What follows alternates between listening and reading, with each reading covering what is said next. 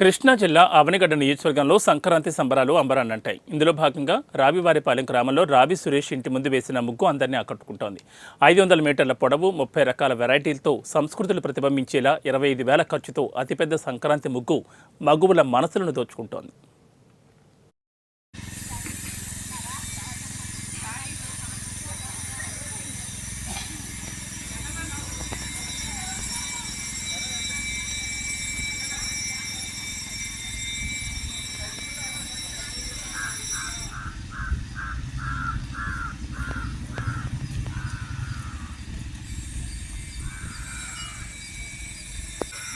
పంపించి మమ్మల్ని ఆటేస్తామంటే గొడవ చేశారని చెప్పి